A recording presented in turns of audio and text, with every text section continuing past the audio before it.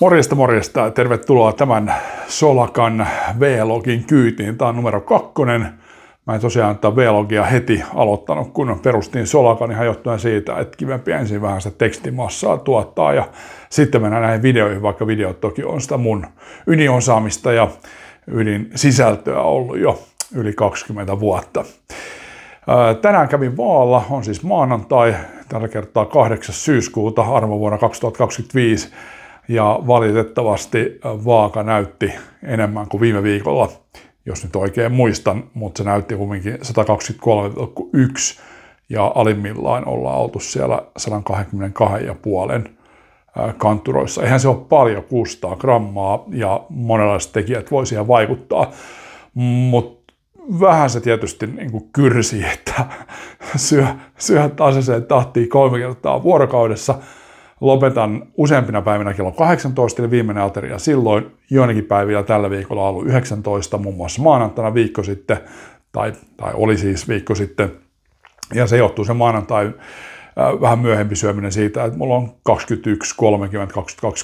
22.30 tai tunnin lätkätreenit, jossa ei varsinaisesti niin kuin treenata treenimielessä silleen, miten mä oon junnuna 13 vuotta treenannut, vaan niin, että alkulämmittelyn jälkeen niin ruvetaan pelaamaan, ettei siellä sitten kukaan jaksa mitään viivoja vedellä tai edes mitään niin 2-1 harjoitella, vaan kyllä ne on sitten ihan sitä asiaa itseänsä, eli peliä. Toisiamme vastaan meidän jengillä ja sitä kautta niin harjoitellaan niitä tulevia sarjapelejä, jossa sitten tulee erilaisia eritasoisia joukkueita vastaan, mutta tavoitteena Jääkiekkoliitolla on siinä sarjassa, että ne olisi kohtuullisen lähellä toisiaan. Mutta mä oon nyt pari viikkoa, itse asiassa tämä taisi olla nyt, oliko toinen vai kolmas kerta ehkä, niin oli jo lätkätreeni, tennis ja sitten vielä 2 viikkoa sitten, vajaa 2 viikkoa sitten aloitin sen aamukävelyn. Niin kyllä täytyy sanoa silleen, että kun liikunta on lisääntynyt, okei, mä ruokailun suhteen pyrin syömään niin ketopainotteisesti, mutta aina otan sen kuidun ennen ateriaa. Se täyttää vatsaa ja sitten toisaalta tekee hyvää vatsan toiminnalle. Sitten on vielä se aamukävely tullut nyt kohta pari viikkoa vetänyt joka aamu sen kävelyn.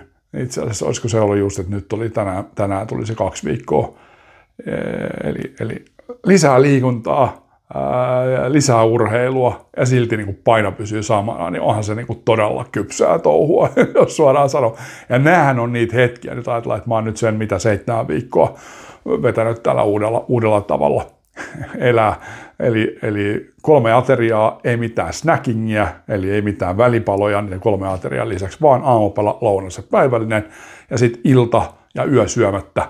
Ja nyt vielä sitten pari viikkoa niin, että mä oon vielä ennen sitä aamupalaa käynyt vähintään 30 minuuttia kävelemästä, näin kävelin yli 40 minuuttia.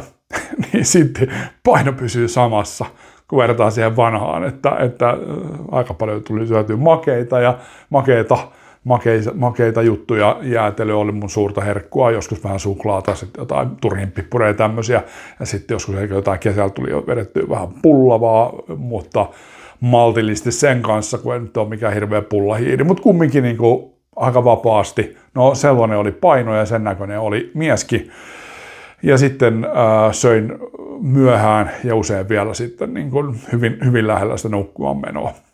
Niin sitten tulos on tässä. Mutta täytyy uskoa siihen prosessiin, täytyy uskoa, että siitä huolimatta, että nyt on tämmöinen tilanne, että paino ei ole hirveästi laskenut, niin se tulee laskemaan. Eli ei hätää, ei kannata niin kuin heittää kirvestä kaivoon, vaan nyt nämä on niitä paikkoja, just jolloin mitataan sitä visiota, sitä näkyä, että 99 kiloa, jolloin mä oon kyllä tosi hoikka, vaikka mä edelleen silloin 190-senttisenä, niin ilmeisesti niin kuin näiden painoindeksien mukaan, niin ylipainoja tai ainakin, niin kuin, en nyt ainakaan mikään hoikka, mutta tuun olla kyllä hoikka silloin 99 painossa, niin se, että se on silloin 2 vuoden päästä, tai nyt siihen on niin kuin, mitä sinne on 22 kuukautta tai reilu 22 kuukautta, niin ei voi antaa periksi, vaikka on vähän vaikeampi hetki. Paino ei laskenut tällä hetkellä, niin täytyy silti niin kuin uskoa siihen prosessiin.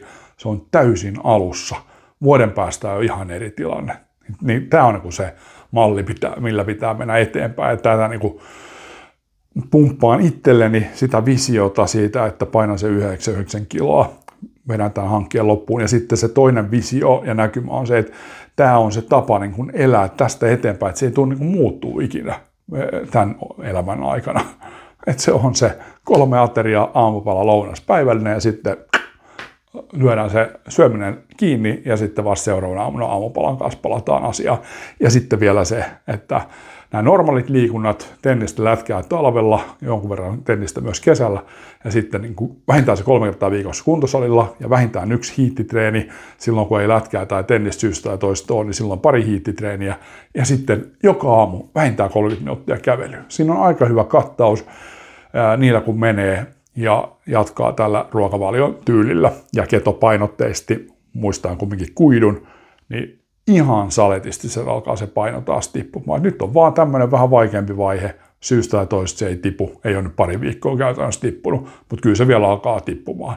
Ja kannustan sua ehdottomasti pysyä Solakan matkassa, seuraa tätä meikäläisen muutostarinaa ja saat koko aika, käytännössä joka päivä jonkun uuden vinkin tai uutisen siitä, että miten suomalainen mies, 30-65-vuotias, voi olla vanhempikin, voi olla toki nuorempikin, niin voisi elää vähän terveellisemmin. Ja täytyy kyllä sanoa, että kyllähän näistä vinkkeistä ajatuksista niin varmasti on monelle naisillekin apua ja toivon toki tietysti naisjäseniä myös Solakka Mediaa. Kiitos kun seuraat, palataan asiaan, ei anneta periksi. Moro moro.